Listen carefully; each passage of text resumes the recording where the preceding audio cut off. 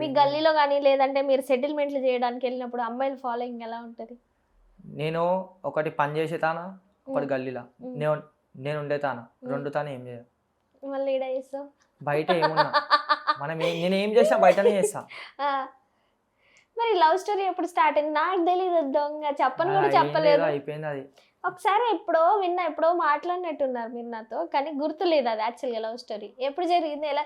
ఆ పేర్లు ఏం చెప్పొద్దు, స్టోరీ చెప్పండి చాలు, అంతే. ఆ స్టోరీ వచ్చింది, అయిపోయింది, కథం క్లోజ్. ఉమ్, ఇక దాని గురించి మనం మాట్లాడుకొని వాళ్ళకి ప్రాబ్లం, ఉమ్. ఇన్ని రోజుల నుంచి మాట్లాడుకోరా, నాకు ఇది చెప్పినావు అది చెప్పినావు అని చెప్పి వాళ్ళ ప్లేస్లో హ్యాపీ కూడా చాలు.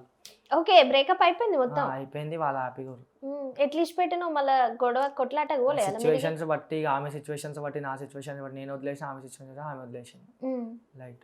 ఇప్పుడు ఏం లేదు, అంత జాన్ జాన్ జిగిరిలే, మొత్తం ఫ్రెండ్షిప్ తమ్ముళ్ళే, మొత్తం. తమ్ముళ్ళే, దోస్తులు అన్నారు అంతే. వాళ్ళు ముగ్గురు తప్ప నాకు ఎవరు వద్దు. మా ఇంటి వాళ్ళు అయితే ఇక వేరే వాళ్ళు.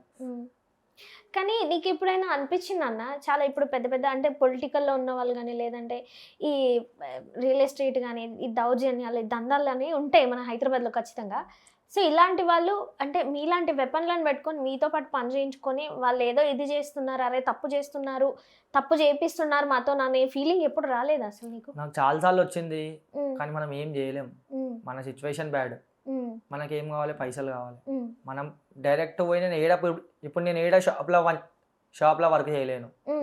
ఆ షాప్లో వర్క్ చేసిన 10 మంది వచ్చి ఆయిస్ అంటానా అట్లా ఉంటారని చెప్పి మేము ఇప్పుడు షాప్లలో ఇప్పుడు ఏడ పని చేయలేము. మేమేమో చిన్న చిన్న సెటిల్మెంట్లు చేసుకోవాలి, దీంట్లోనే ఉండాలి అట్లా. అంటే ఇప్పుడు జనరల్గా మనకి సినిమాలలో చూపించినట్టుగా ఇప్పుడు నువ్వు ఒకరి దగ్గర పని చేసినావు అన్న, ఆపోజిట్ పర్సన్ ఉన్నాడు, ఆయనతో నువ్వు మాట్లాడినట్టు కానీ సెటిల్మెంట్ పెట్టినట్టు కానీ లేదంటే కొట్టడం తిట్టడం లాంటివి చేస్తారంట జనరల్గా. ఇప్పుడు అట్లాంటి ఉంటుంది అంటే మమ్మల్ని తీసుకొని ఇక ఆపోజిట్ మాకు అగైన్స్ పెద్దగా అయితే మేము దెబ్బలు తిన్న సిచ్యువేషన్స్ ఇటు ఉన్నాయి. అది మేము ఎందుకంటే మా సిచ్యువేషన్స్ బ్యాడ్ ఉన్నాయి, మేము ఏం చేయలేము. మాకు ఏం చేసినా పైసలు కావాలి అట్లా అని చెప్పి చేసుకుంటాం చిన్న చిన్న. మరి నువ్వెప్పుడు దిగుతావు రంగంలోకి పెద్దగా? ఇప్పుడు నేను ఏం చెయ్యా ఇప్పుడు అట్లా అని చెప్పేసి మొత్తం సైడ్ అమ్మటి కొట్టేస్తున్నాలే. నేను ఏం చెయ్య, ఇప్పుడు ఏమున్నా చెల్లె పెళ్ళి తర్వాత ఆలోచిస్తా. ఇప్పుడు నీ ఏజ్ ఎంత? ఇప్పుడు నాకు 25. 25. ఓ ఇంకా ఉంది చాలా. అయితే మరి ఎవరిని బీట్ చేద్దాం అనుకుంటున్నా? ఎప్పుడైనా ఆలోచన వచ్చిందా నేను ఈ అన్నను బీడ్ చేయాలి లేదంటే వీళ్ళని బీడ్ చేయాలి, వీళ్ళ ప్లేస్లో ఉండాలి అని చెప్పేసి? అంటే ఇప్పుడు మాట్లాడుకునేది మనం ఏం పెద్ద గొప్ప విషయాలు కాదు.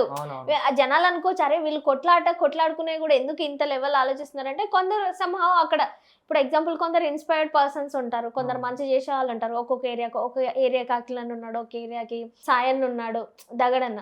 సో ఈ ఒక్కొక్క ఏరియాకి ఒక్కొక్కరు లాగా ఉంటారు కదా, అలా నీకేమైనా అనిపించిందా ఎవరైనా చూసి? నేను ఎవరిని బీట్ చేయాలని చెప్పి నాకు ఉండదు, నాకు అవసరం గిట్ట లేదు. నేను డైరెక్ట్ వాళ్ళ దగ్గరికి పోతే హాయ్ అన్న అంటే తమ్ముడు అని చెప్పినా కలుస్తారు చాలా, అంతవరకు.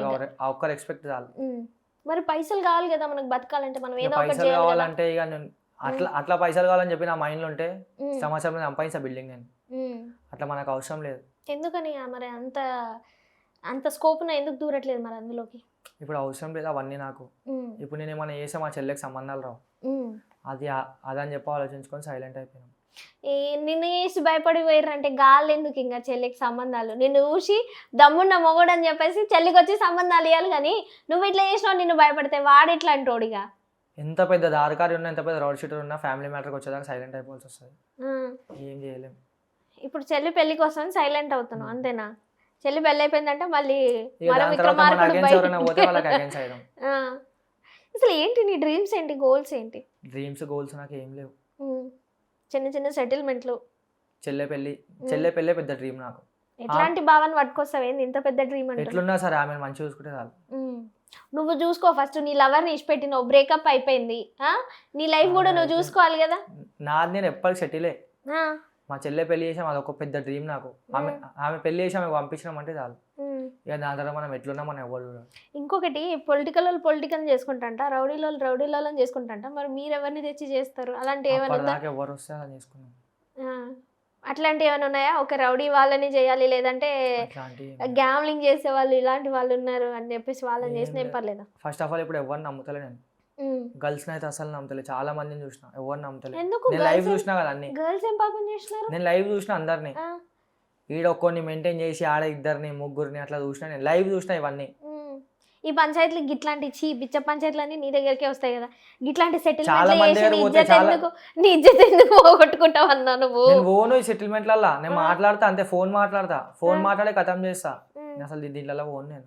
ఉమ్, నేను చాలా మంది ఇప్పుడు దీంట్లో గర్ల్స్ అన్నాక అందరు ఒకటేలాగా ఉండరు. ఉమ్, కొంతమంది ఇట్లుంటారు, కొంతమంది అట్లా, కొంతమంది ట్రూ ఉండి ఒకరి కోసం చచ్చిపోయి ట్రై చేస్తారు. ఉమ్, కొంతమంది ఎట్లుంటారు, ఈయన సెట్ చేసుకొని ఈయన చంపించేద్దాం రా పోయి ఉమ్. అట్లుంటారు. వచ్చిరా నీ దగ్గరికి అట్లా ఎవరైనా?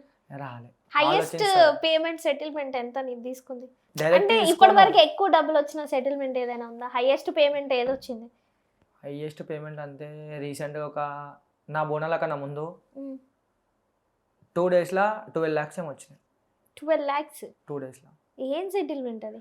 అది బయటిది. ఆ,